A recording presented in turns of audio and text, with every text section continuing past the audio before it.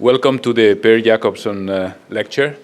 My role here is very simple. I have to welcome you, which I already did, and I have to give the floor to Guillermo Ortiz, who is here in the capacity as chairman of the Per Jacobsson Foundation. But before I do that and give Guillermo the floor, I would like to say how delighted I am to have Jacob Frenkel to deliver this lecture. He has come to ask us a question, central banking, what is it all about? And he will try to answer that difficult question. And I know very few people that are able to do two things at the same time, which is to have deep thought and analysis and at the same time add some sense of humor. And I think he can do that. So I would like to say that for those that want to ask questions to Jacob, they will have to wait a little bit because there is going to be, after the presentation, after the lecture, a very important and interesting panel that will follow. But then you will be able to ask questions to the panelists and to Jacob. So I now can do my second part, which is ask Guillermo to take the floor and introduce our guest speaker, Jacob Frenkel. My first task was to welcome you to the Per Jacobsson lecture, but Jaime already did, so that's done. I want to acknowledge the presence here of Kate Langdon, who is the Vice President and Secretary of the Per Jacobsson, and she's also the Director in the Communications Department at the IMF. Thank you for being here, Kate.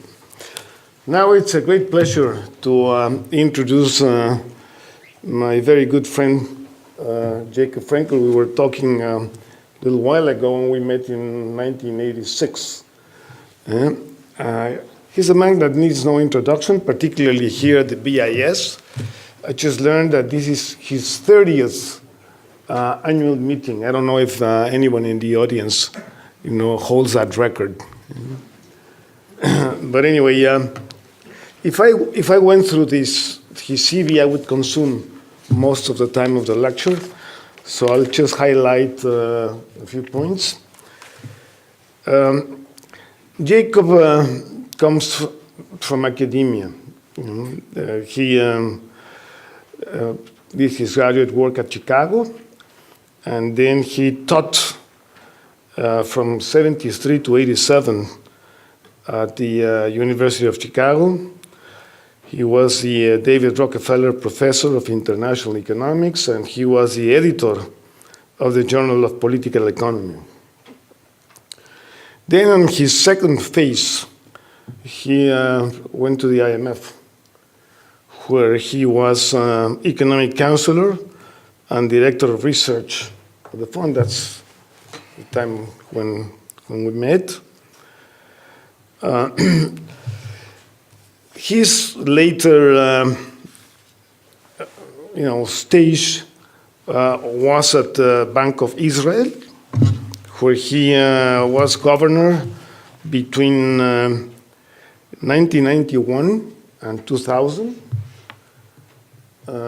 We met also in that capacity on several occasions. I remember during the Mexican crisis, we had some discussions about inflation targeting and things like that. He was the chairman of the Group of 30 for about 10 years. Now he's the chairman of the Board of Trustees. And he has received a large number of honors and received prizes from Israel, the Czech Republic, Argentina, Italy, and it would take me just too long to continue this. So without further ado, Jacob, we're all very interested in listening to you on reflections on central banking. Thank you very much. It's a delight to be here. Thank you very much to the Per Jacobsson Foundation. Thank you, Jaime, the BIS home. Thank you, Guillermo. Thank you, Kate. And thank you all for coming here. The subject that was given to me is reflections on central banking. And indeed, this is a relevant time to think about reflections on central banking. Because the fact of the matter is, and I'm not sure about people in this room, but clearly, I'm sure also in this room, if each one of you had to write on a piece of paper, what do I mean by central banking, you'll probably get some diversity. But if you asked your predecessors and the predecessors of the predecessors to give an answer to the same question, you would even get a wider diversity. And therefore, when we speak about central banking, it gives the impression that it is a moving target. And as a moving target, it has very few principles, otherwise it would not be moving target. Those of you who need to leave the room in 5 minutes, I would like you to know what my message is. My message is, as much as there have been changes, and the world has changed dramatically, there is a core of principles that constitute the principles of central banking, and they are much more robust. Notwithstanding the debates, they are much more robust. Now, of course, the world has changed.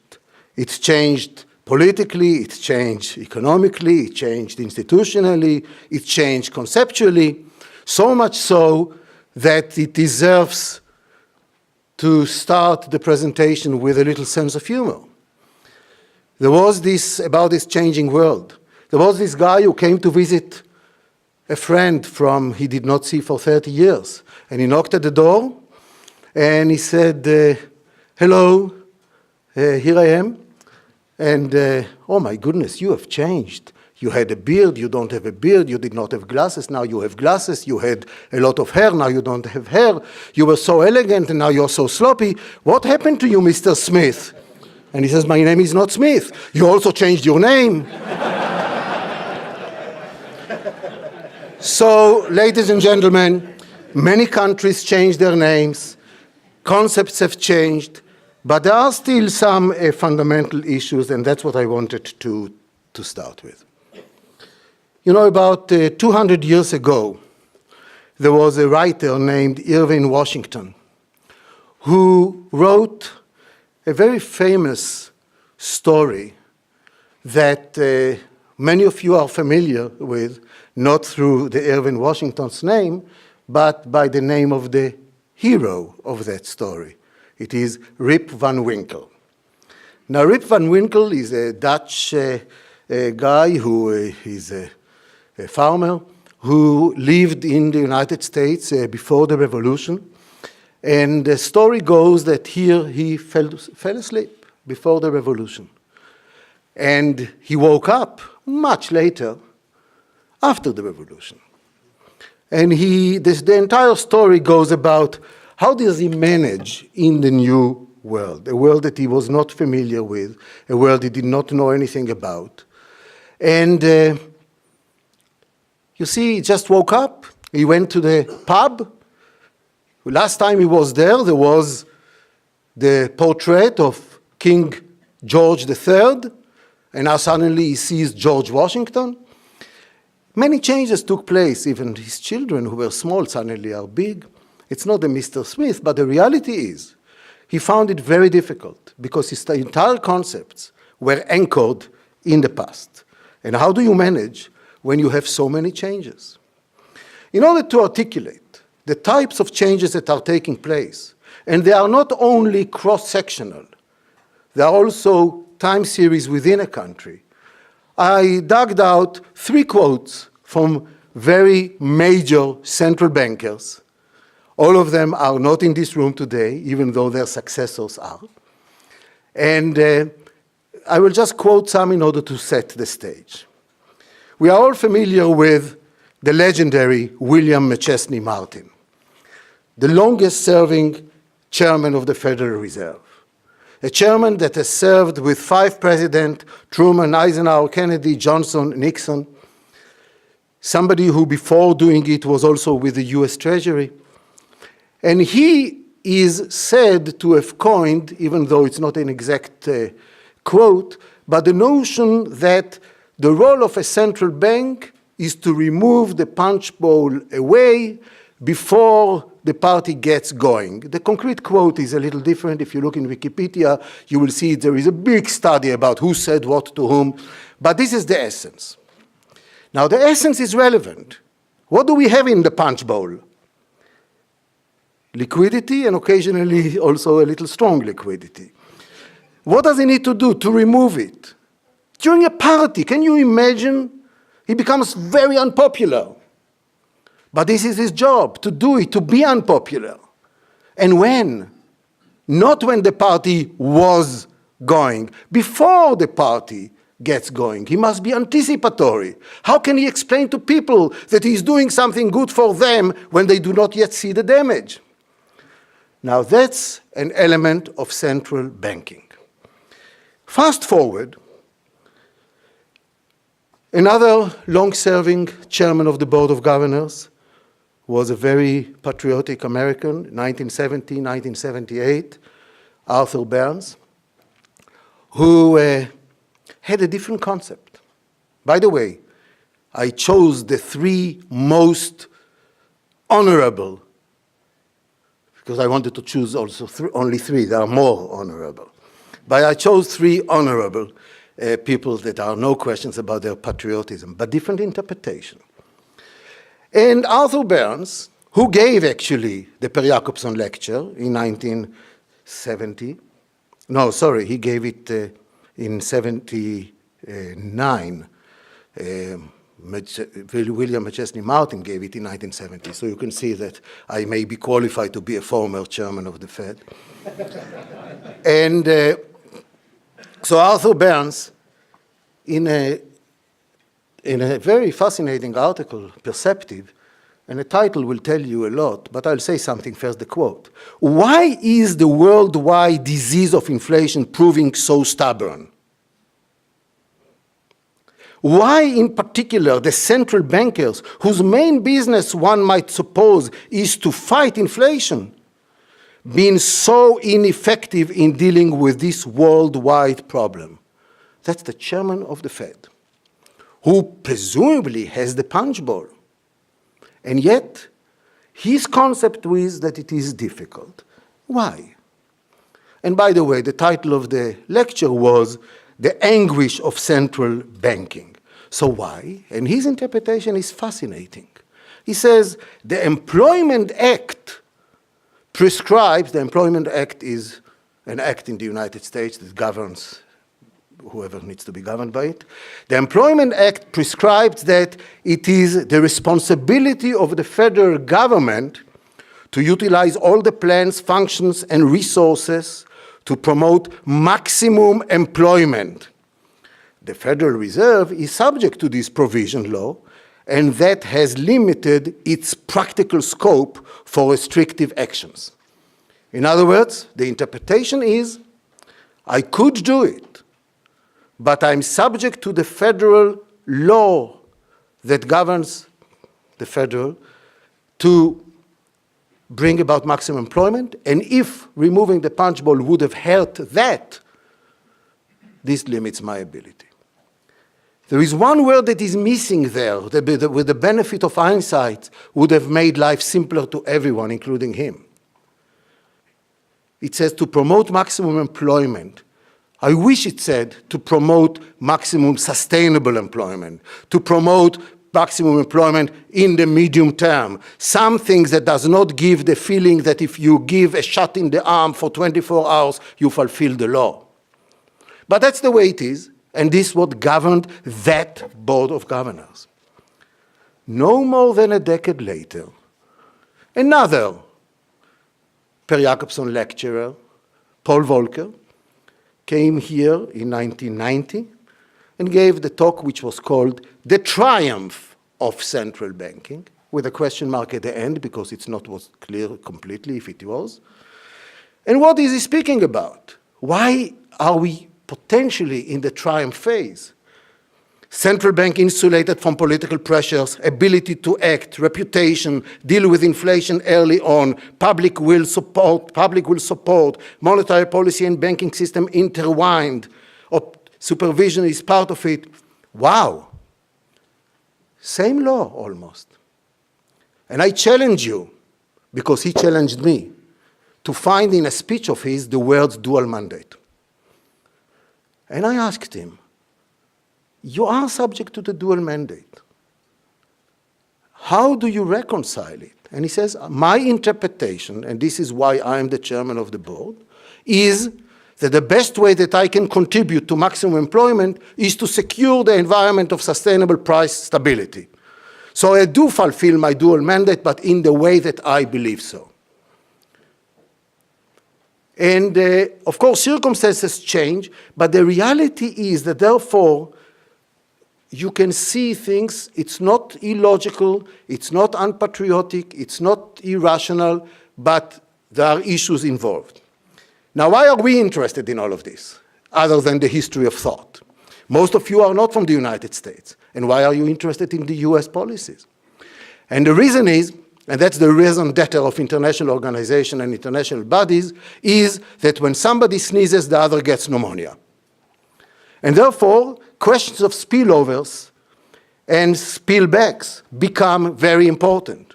And we will hear later on in the discussion by the discussants why they believe it is important for their own countries. But we need to understand that the concepts of spillovers themselves have gone through a revolution. Years ago, the only interaction among nations was viewed to be through trade, and therefore the extent of the impact was the foreign trade multiplier, and the foreign trade multiplier, as it is in the old textbooks, is depending on inversely on the openness of the economy, and the openness of the economy is measured by the marginal propensity to import, hence the foreign trade multiplier. And what was the focus of international coordination? About tariffs, about things that are governing this kind of thing. So much so that the IMF has had a special article which is called Article 8, which is governing complete convertibility on the current account of the balance of payments, because that's the essence. Came 1985, and things went a little bit out of line in terms of exchange rates and all the rest. The G5, at the time there were 5, sat together, and they said, we need to do something. And lo and behold, they took a little action, and the dollar fell like a rock. They were amazed how powerful they were. In retrospect, there are some studies that show that the dollar would have gone that way anyhow, because it was at the peak of the mountain and a little push did it. But the relevant point for our discussion today is to say, who was sitting in the room of the deputies? You know, the deputies are those that make the decisions. No, it's not a cynical remark. I was participating in the deputies' discussion from 87 onwards. It is only the deputies. Of whom? Of the Ministry of Finance. You're talking about exchange rates. Central banks are not in the room. Later on, when the masters meet and the ministers and the governors meet, the governors are also informed about it, and occasionally they will be the executive arm that implements the decisions. But the decisions were made by ministers, of finance in particular. This is the analytical concept of the price of money, because it was thought as the price of goods. But it is the whole essence of the financial markets is that exchange rate is the price of money to be governed by the usual things of asset prices. But they got the appetite. 87 came Louvre, and they said, well, let's try it again. And since we only talked about exchange rates and the academics told us and the economic counselor of the fund, Paul, told us we need to do macro, so let's do macro. And the coordination, again, only the G5 ministers. By the way, some of them became governors thereafter. French was represented by Jean-Claude Trichet in the ministry. Germany was represented by Hans Tietmeyer from the ministry. Of course, we had all the others, Toyo Gioten and Sarcinelli and Titler what's his name? Well, the British.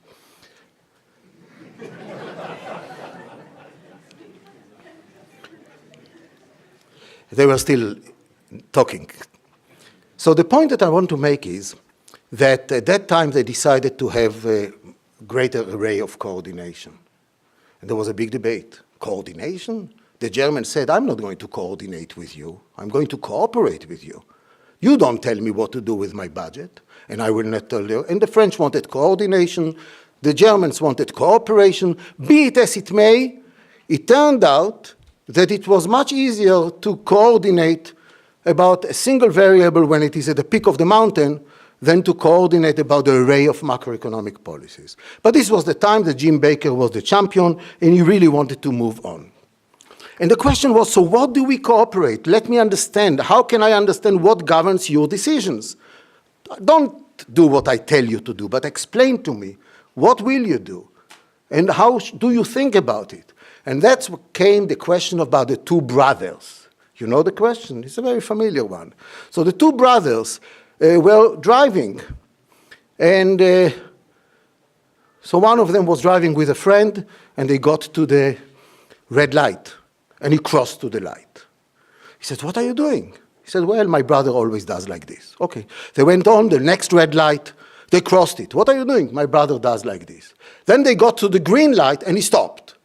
Why did you stop? Because my brother may come from the other side. The lesson that came from this debate, and I told it to the G7 deputies when we were sitting. They were laughing, etc., but we asked, so what's the lesson? The lesson that came from this is, let's be more modest. When we talk about cooperation, we will understand the rules of the game. Not all of us need to follow the same rules as long as we know who follows which rule, which creates a problem when you have cross-border transactions, but we will get to this. And in a way, this went on up to the early 90s. In the early 90s, very fascinating things have happened. The Soviet Union collapsed. The ECB was born. Latin American countries that were completely dislocated discovered the light. And within a very short period of time, many central banks' laws were drafted. Almost the same. The new central banks in the former Soviet Union and in Central Europe and Eastern Europe. Latin American central banks have to be revised. ECB, of course, the new bank. And they were very similar. They were similar in the philosophical context. We need to have objectives. They need to be measurable.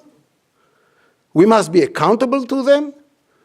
Whether they are only price stability or there is also a secondary one, or price stability and maybe financial stability, or subsumed one, price stability, and unless it is not prejudiced by this, then I will also help in other areas. But it was clear that price stability is the prince in this, is the Hamlet in this show. Numero uno. There is no question about it. There was no debate. But what is fascinating, it did not require a debate. There was a consensus about what does it take to have a good macroeconomic performance. This was the consensus that emerged after a lot of dislocations, identification of who are the winners, what have they done, and let's follow that up. And there were very simple principles. Price stability, fiscal responsibility, structural reform, solid banks, a little bit less focus on this at that time yet, and things of that type. Open trade. Now, but for this, one needs to, and of course, central bank is not allowed to monetize deficits. Otherwise, what's the point? So, hence came the issue of central bank laws and central bank independence. It's not independence in the sense that you ignore the wish of the voters and all the rest. That's not the issue. It is not goal independence, it is instrument independence. Better to call it autonomy. You have the autonomy to use the instrument at your possession that were given to you by the government in advance, not in the context of a special need. And you can use it based on your judgment. And why would the government delegate to you such an important decision? Answer, for the same reason that we also have a Supreme Court that we delegate to it decisions, for the same reason that Montesquieu believed in the division of among the authorities, and for the same reason that people understood that in democracies, the political echelon are full of patriots, but it has a built-in bias towards the short term. And in order to avoid that the economic outcome will be dominated by the short term, said the wise person, let's create an institution and delegate to it the ability and responsibility to think in the medium term. And in fact, if we have to choose a governor, we probably want to make him a little bit more conservative than the average, because then when we compare and find what is social equilibrium, it is the right one. And this was the Ken Rogoff contributions in the early 80s.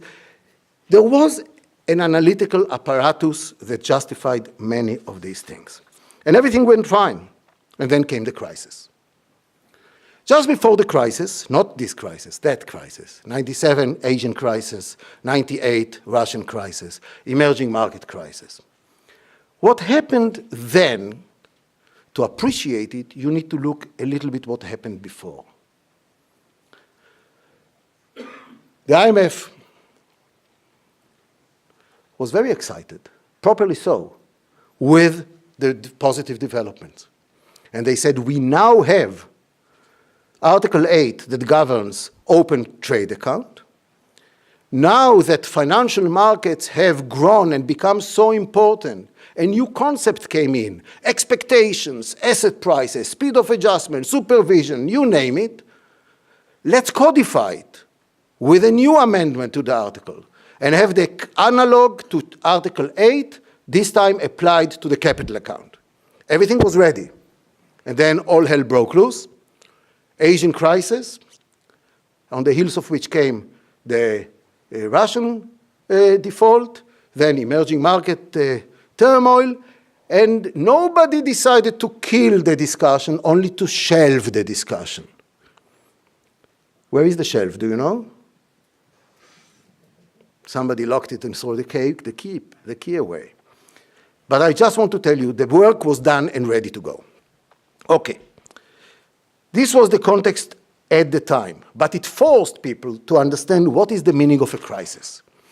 And how do we define a crisis? And even insights came into it. And I remember Howard Davis telling us that a crisis is like London buses. You wait and wait and wait, you know that they will come, you wait, they don't come. And then suddenly the London buses, 3 of them come. And you go on them and they go to the wrong direction. So when you have a society that the sense of humor of it represents these kind of things, you understand the culture. And indeed, there is the Dornbusch dictum that a crisis occurs typically later than what you expected it to come, but when it comes, it hits harder than what you expected it to hit. But this is the reality, and therefore, when you deal with crisis, other than crisis prevention, you need to ask several questions. What do you do with number one? How do you extinguish it?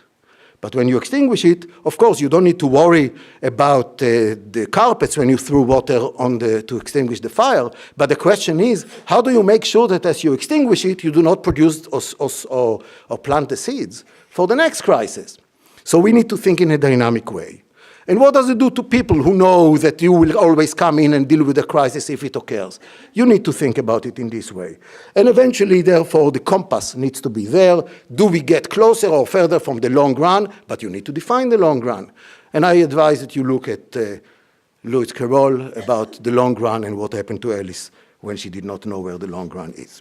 So, fast forward, and we are now in 2007. I'm jumping decades. I have a long story to tell, but I know the story. But I can tell you these are all part of the ambience within which you are operating. And then at that time came the 2007-2008 crisis, in which central banks became the only game in town. And think about it. In Plaza, they were not in the room, and in London, they were with the keys to the room. So some say it's a curse, some say it's a blessing, but it is a reality, the only game in town. And so much so that the decision was made, it was uncharted territory. Most of you were the uncharted architects. And unconventional policies started to be implemented. And again, with the benefit of hindsight, it seems that all analysis show that without these dramatic policies, probably we would not have worried today about Brexit, but about a much bigger thing that would have been with us for many years before. So there is no question about the productivity of what was done and importance of it. However, conceptually, when we spoke about unconventional policies, presumably we had in mind a benchmark to which we call conventional policies. And relatively to this became unconventional, necessary, productive, etc. But I'm willing to bet with everyone here that when it started, nobody believed that in 2016 we will talk about it the way we are, because we thought it would be temporary. By definition, unconventional is temporary. Should we have known? Maybe not. But do we understand it now? Of course, yes. The whole point of a balance sheet recession is that it takes a long time. If there is one contribution to the rogue of Reinhardt, it is this particular thing, so we should not be surprised. But the fact is that it created several issues, including analytical issues, that I just want to put on the table. And they are tough, I must tell you. So I'm not going to give an answer, but I'm very curious to know. Question number one. When you go in the west side of America and you travel around and you stop for coffee, etc., there are always little shops there. And normally they sell their pottery, little things from ceramics. And normally there are big signs on these things. It says, don't touch. If you break, you own.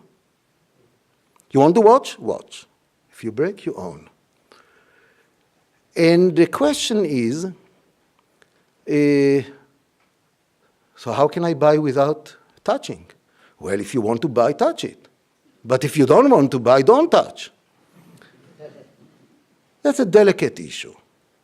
It is a very, very delicate issue because there is no question that central banks went to new territories that were not just the standard one. That's because of Rip Van Winkle. You know, we are in a different world. We need to adjust to it. But it is essential that we realize, especially in the communication with the markets and the rest of the world, that this is what we are doing, and we expect it to be temporary. Because the difference between a new paradigm and a detour is a function of what is the compass telling us. Am I on a new paradigm forever, or am I on a detour, which the length of which can be longer than what anyone expected, but that's life? And that's the kind of way that that's an important issue. I have great sympathy to touch the pottery with the danger that it may break, but I think that we need to be cognizant that these are the rules. There is an issue of do we have the tools to wrap up that piece of pottery as we go home that it does not break in the suitcase? We need to have a lot of things that we are ready. Enough for analogies, and I'll give you another analogy. Orchestra. That's a much tougher one for me. Much tougher. It's a real question. You have a fantastic composition with the violins, with the trumpet, with the pianist, with everyone, and you are going to the concert, and it's a fantastic concert, and you enjoy it. Then suddenly, one of the instruments decided to go on strike. I'm not playing. Of course, try to play the same thing, there is no harmony. There are two options. Should I, as one of the orchestra players, modify my music in order to make up for and be consistent with the rest of the instruments.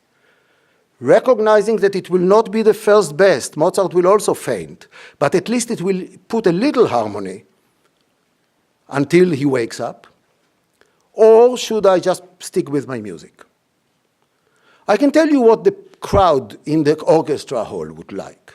They would like me to modify my music. So it will be at least harmonious, quasi-harmonious, but not the best. But at least something will be feasible. But if I do it, and it's part of a series, and next week there is another concert, maybe the guy on strike will decide that it was not bad to be on strike. And he will expect me again to modify my music. And after a while, Mozart will not recognize his own music. Or alternatively, basically I put on the table a very tough issue, where in the short term it is clear what needs to be done. In the long term, it is not clear how we get there. And we need to have the mechanism. And it all goes about a terrible burden on monetary policy. I think that it is extremely unfair, almost in the governance side, to put this decision to the central bank.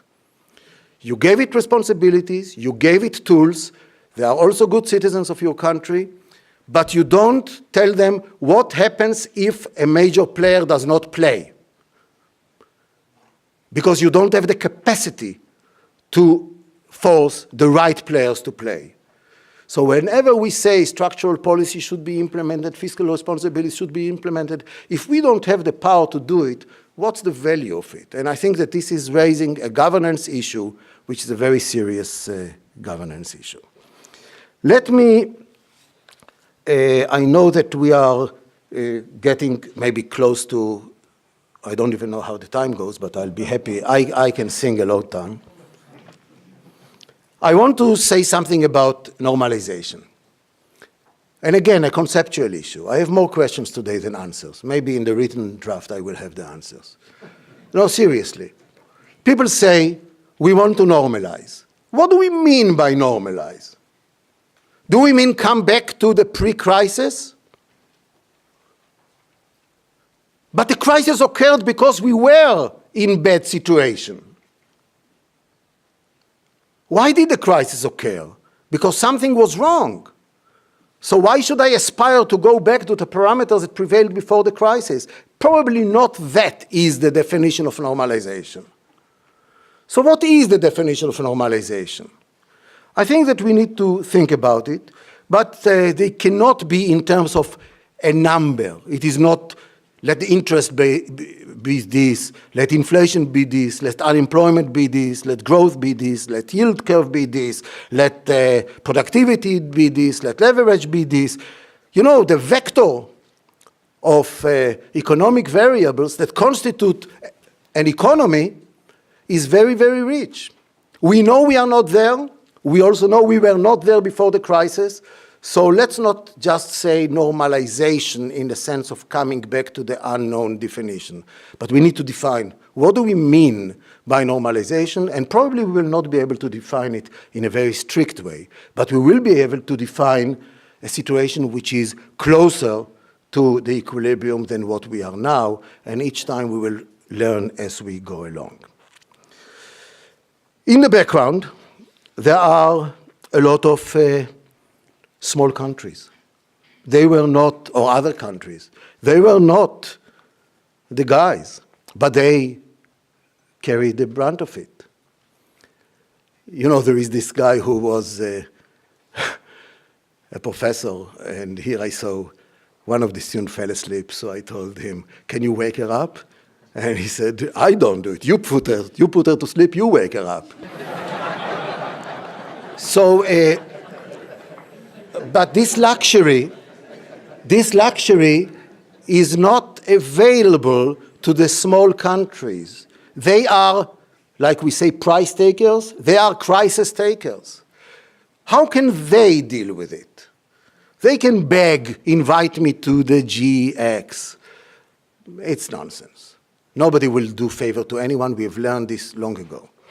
So the only way to go about it is, yes, it is tough to be small. It is tough. I think that Governor Ingves once said that if you are in a small boat in a stormy ocean, you better know how to sail. And what it means for our perspective is back to the basics. And that's why Rip Van Winkle, even if he slept a lot, he comes back and he knows what it is. Make your economy more resilient, make your financial system stronger, have strong supervision, have transparency, have budget responsibility, have flexible economy, have strong banks. Structural policies is not just a slogan, it's the flexibility of the economy. The reason why monetary policy has negative short-term effects is because the economy is not flexible enough, and nominal changes exert real effects. Make the economy flexible and suddenly you will start waking up again. So I really think that there is no choice. The small country, it's tough for them, so to speak, but they are going to end up being in the virtuous cycle. It's not an accident that this recent crisis was hitting much less Latin America, much less Asia. And the reason is that these countries were lucky to have had their crisis before, in the sense that much stronger financial system, much stronger banks, higher capital, less leverage, less esoteric instruments, and the like. But you are still part of a system, even if you are smaller and you are not part of the big boys. How should you link yourself to them? There has been a debate, at least my experience is, that the exchange rate should not be viewed as a shock, but rather as a shock absorber. Namely, flexible exchange rates is, when all is said and done, the best mechanism that you can insulate yourself, provided you are seriously considering doing the right economic policies. Otherwise, you will lose the ability to run both monetary policy, open capital markets, and the like. This brings me to inflation targeting. I hear time and again, inflation is passé, no problem again. The problem is that we hear it from the few countries where inflation does not exist, or even there is a deflation. 95% of the governors in this room have inflation in their countries. And all of them would like to achieve price stability. Let me tell you one thing, the experience of Guillermo Ortiz and myself, and Mexican, of course, and Brazilian, and you name, and the Canadian even. Inflation targeting, when you want to disinflate, there has been no better instrument to bring it about. And I see Raghu here, of course. If they let you do it, you will bring them nirvana. But I can tell you that the reason why inflation targeting is so important is not because it is a magic, but because normally we start from a distorted situation. That's why we have high inflation. So there are debates. We are different. In our case, we need a different theory. All of this nonsense. The fact of the matter is that inflation targeting gives you a compass, gives you an explicit objective.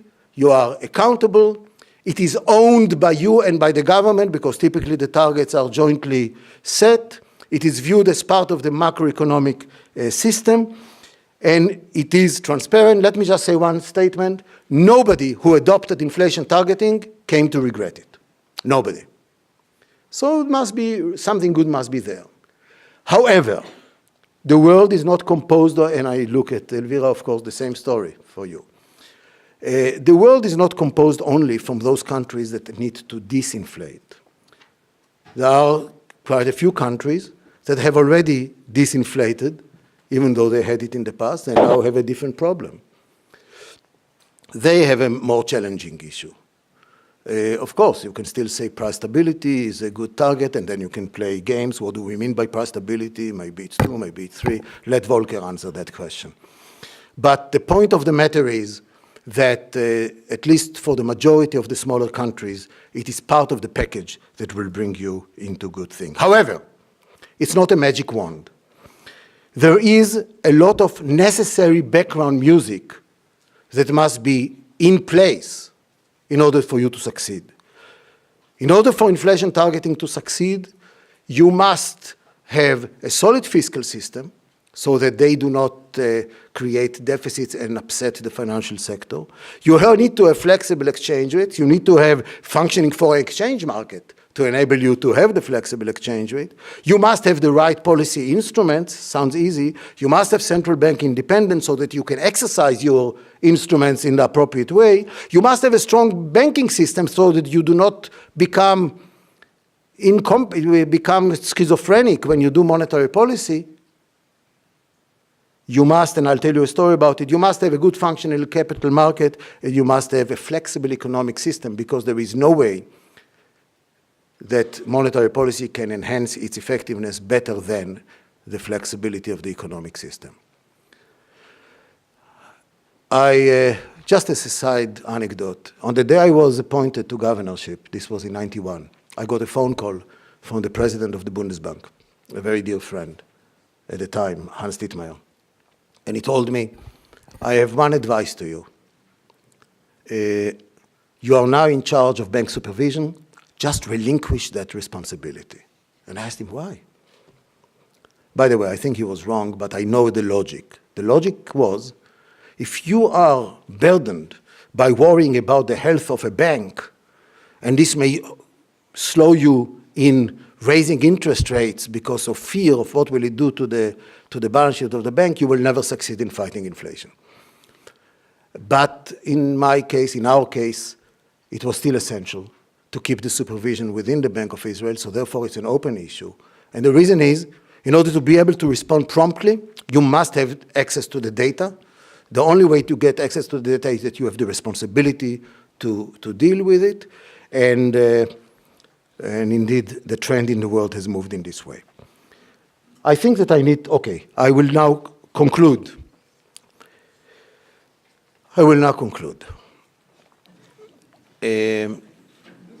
If you ask me, why am I concerned? And I am concerned because of the fact that, we are all reading newspapers, but not because of what happened yesterday, but because of the trend. There is a trend now of anti-markets, of anti-trade, of anti-financial sector, of anti-banks, of anti-globalization, of anti-neoliberalism, led by an important institution, which is a paradox, and of course a trend of populism. And I think this is an important issue. And this is issue not for central banks. That's an issue for the economics profession. As an economic profession, I think we failed dramatically in explaining the alphabet, explaining the importance of a financial sector in an economy, explaining the importance of the gains from trade and all the rest. But we also need to remember one important thing. In the early article of Samuelson in the early 40s about the gains from trade, he was sufficiently careful to say, we are talking about potential gains from trade. If you trade, then there is potential gains so that both sides can have more. But you need to distribute the benefits in a way to secure that everyone is benefiting. Otherwise, you cannot make the statement that there is unquestionable gains from trade. And therefore, fiscal policy, distribution, trade assistance is an integral part of trade policy and of the markets. Finally, Rip Van Winkle. When the dust settles, we know that there are some new chapters that have been written about central banking. Every day, you are writing those chapters, and those are fascinating chapters. Let me just, not because only of nostalgia, but because of reading of history, let me just make a plea. Make these chapters added chapters to the old textbooks. Not to replace the old textbooks, but added to the old textbooks. Because some of the foundations are robust enough and they will become handy. And what are they? Price stability, financial stability, central bank independence, transparency. Of course, recognizing that price stability alone does not deliver everything. That's what we have learned in the last crisis. Hence, financial stability. And in the long run, we will see monetary policy and financial stability policies integrated completely with one another because they operate through all the cracks. But there is also another issue. Some of the credit-generated booms, especially that arose from excessive debt and credit, probably cannot be corrected and addressed appropriately without the explicit arms of governments. Now, central banks, of course, have a role to play there, but there is nothing more important than to convince both governments, markets, public opinions, you name it, that central bank cannot substitute for the structural policies. It's only giving time for the structural policies to take place. So thank you very much. Thank you.